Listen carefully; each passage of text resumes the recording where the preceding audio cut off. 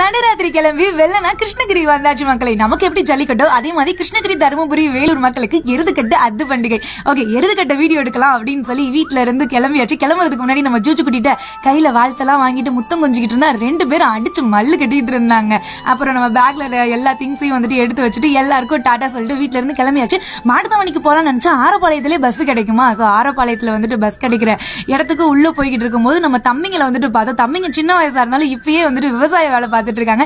தம்பிங்களுக்கு, வாடிப்பட்டி தம்பிங்களுக்கு வாழ்த்து சொல்லிட்டு போகும்போது கடலை சாப்பிடலாம் அப்படின்னு சொல்லி கடலை வாங்கிட்டு இருந்தேன். பார்த்தா இதுக்கு பில்லு நானே தரேன்ப்பா அப்படின்னு சொல்லி நம்ம அண்ணா வந்துட்டு சொன்னாங்க. அவங்களுக்கு தேங்க்யூ சொல்லிட்டு பெங்களூர் பஸ் நின்று இருந்துச்சு. ஸோ அதுலயும் வந்துட்டு ஏறியாச்சு. பாதி வழியில நிப்பாட்டினாங்க. அங்கே தண்ணியும் டீயும் வந்துட்டு குடிச்சுக்கிட்டு இருந்தோம்.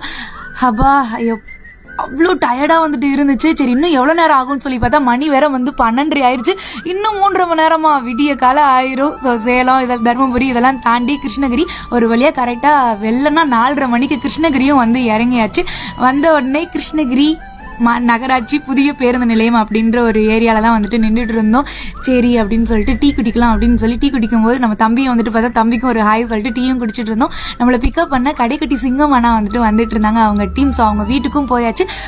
போன உடனே ஸ்டோரேஜ் பயங்கர ஃபுல்லா இருந்துச்சு. அதெல்லாம் கிளீன் பண்ணிட்டு ஒரு மணி நேரம் தூங்கிட்டு எருதுக்கட்டுக்கும் வந்துட்டு இப்ப கிளம்பியாச்சு. ரொம்ப நன்றி மக்களை, இந்த வீடியோ ஃபுல்லா பார்த்து